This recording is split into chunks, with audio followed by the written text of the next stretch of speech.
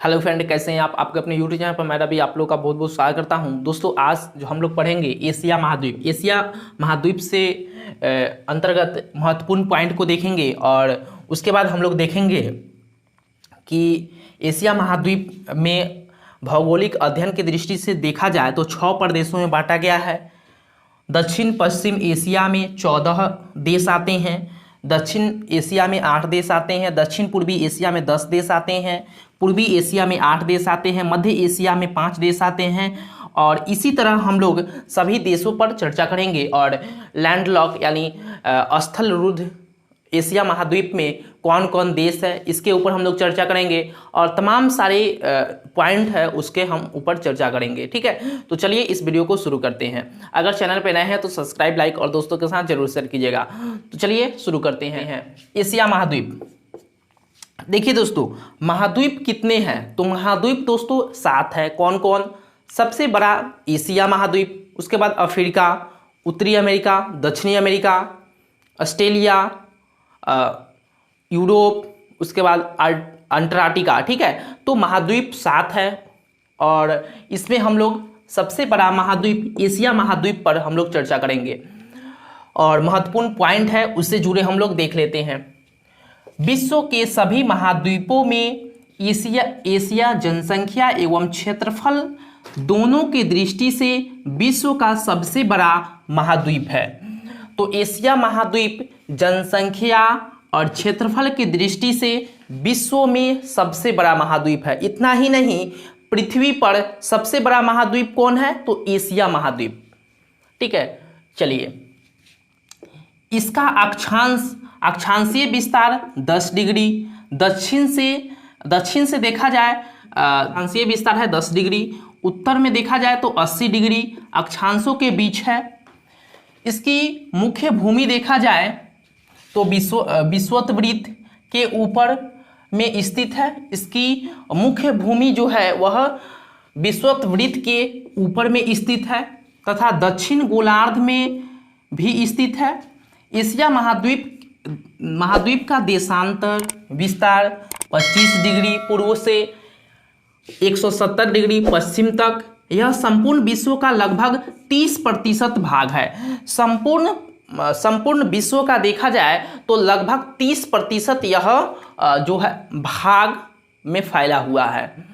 दोस्तों, एशिया महाद्वीप के पौराणिक साहित्य के अनुसार देखा जाए तो एशिया महाद्वीप के अनेक नाम हैं, जैसे जम्बू महाद्वीप और भी महाद्वीप नाम है।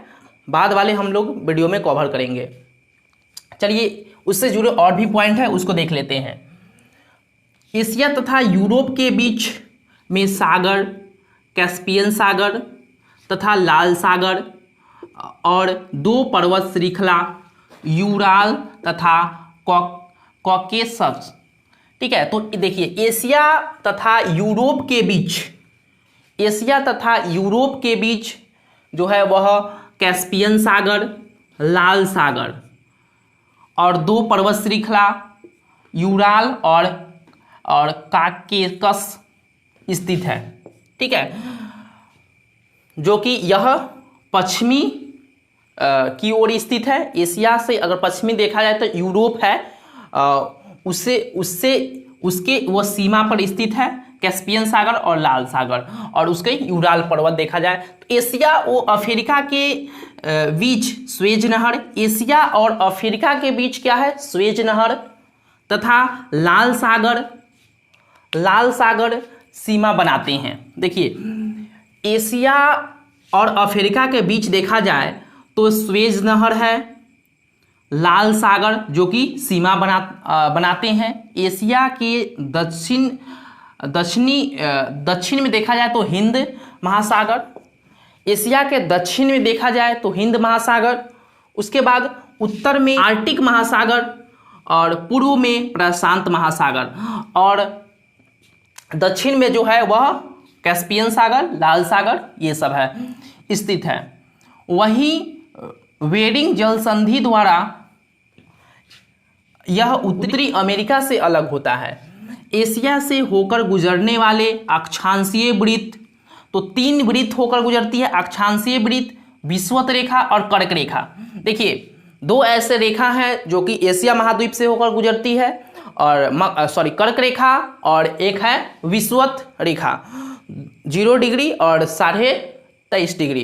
तो ये दोनों रेखा है जो कि एशिया महाद्वीप से होकर गुजरती है। आपके एग्जाम में क्वेश्चन पूछ दिए जाते हैं कौन ऐसे महाद्वीप है जिससे होकर तीनों रेखा गुजरती है, ठीक है, तो वो हो जाएगा आपका अफ्रीका महाद्वीप। तो अक्षांशीय वृत्त, विषुवत रेखा, कर्क रेखा और आर्टिक रेखा गुजरते हैं, तथा यूगिनी द्वीप को एशिया तथा ऑस्ट्रेलिया महाद्वीप के बीच सीमा जाता है। ठीक है। दो देश रूस तथा टर्की अवस्थित है। एशिया तथा यूरोप दो महाद्वीप में है। देखिए दो देशों में रूस तथा टर्की की अवस्थिति एशिया तथा यूरोप दो महाद्वीप में है।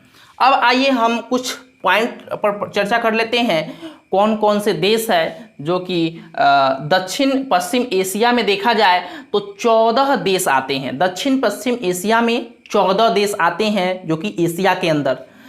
तो फिलीपींस 3, दूसरा बहरीन, तीसरा साइप्रस, चौथा ईरान, पांचवा इराक, छठा इजराइल, सातवां जॉर्डन, आठवां कुवैत और 9th लेबनान, ओमान है, ठीक है, 11th कतर और 12 सऊदी अरब, 13 यमन और 14 जो है वह टर्की है। तो हम लोगों ने दक्षिण पश्चिम एशिया में 14 देशों के बारे में देखा है। आइए बात करते हैं दक्षिण एशिया में कुल 8 देश है। बांग्लादेश, भूटान, भारत, मालदीव, नेपाल, पाकिस्तान, श्रीलंका और अफगानिस्तान। तो दक्षिण एशिया में कुल 8 देश हैं, ठीक है। अब बात करते हैं दक्षिण पूर्वी एशिया में 10 देश हैं। Brunei, Myanmar, Cambodia, Indonesia, Laos, Malaysia, Philippines और सिंगापुर और थाईलैंड और वियतनाम। तो ये दक्षिण पूर्वी एशिया में 10 देश है। पूर्वी एशिया में 8 देश हैं। चीन, जापान, उत्तर कोरिया, चीन जो कि भारत के साथ सीमा साझा करता है, पड़ोसी देश है। चलिए, चौथा दक्षिण कोरिया, पांचवा ताइवान, छठा हांगकांग, सातवां मकाऊ और 8वां मलेशिया है। आइए मध्य एशिया की बात करें तो मध्य एशिया में 5 देश है। कजाकिस्तान, किर्गिस्तान, तजाकिस्तान, उज्बेकिस्तान और तुर्कमेनिस्तान, और एक साइप्रस के क्षेत्र में रूस तथा आसपास के द्वीप शामिल है, ठीक है। अब आइए दोस्तों हम लोग चर्चा करते हैं कि लैंडलॉक यानी स्थल रूढ़ देश कौन है जो कि समुद्र से सीमा साझा नहीं करते हैं। तो कुल 10 एशिया महाद्वीप में कुल 10 देश हैं जो कि समुद्र से सीमा साझा नहीं करते हैं। कौन कौन देश है? तो दोस्तों भूटान है, नेपाल है, अफगानिस्तान है, लाओस है, उसके बाद आइए तजाकिस्तान है, किर्गिस्तान है, उसके बाद तजाकिस्तान, किर्गिस्तान, कजाकिस्तान, उर्गमेगिस्तान और तुर्कमेनिस्तान। तो 10 और एक है मंगोलिया। तो 10 ऐसे देश हैं जो कि सीमा साझा समुद्र से नहीं करते हैं। और क्षेत्रफल की दृष्टि से देखा जाए तो तजाकिस्तान सबसे बड़ा देश है, ठीक है। किसमें? यह स्थल रूढ़ यानी लैंडलॉक में, ठीक है। आइए बात करते हैं दोस्तों कि एशिया महाद्वीप का क्षेत्रफल कितना है, जो कि 30% यह विश्व के क्षेत्रफल से यह हिस्सा अपने में समेटे हुए है। तो क्षेत्रफल की बात करें तो क्षेत्रफल दोस्तों 4,45,79,000 वर्ग किलोमीटर। एशिया महाद्वीप का क्षेत्रफल बात करें तो 4,45,79,000 वर्ग किलोमीटर तक एशिया महाद्वीप फैला हुआ है, ठीक है। आइए और भी कुछ पॉइंट पर हम लोग चर्चा करते हैं। हम देखते हैं एशिया महाद्वीप से जुड़े हुए कुछ और भी पॉइंट जो कि काफ़ी महत्वपूर्ण है। तो फिलीपींस द्वीप समूह के समीप विश्व का सबसे गहरा सागरीय गर्त है मैरियाना गर्त।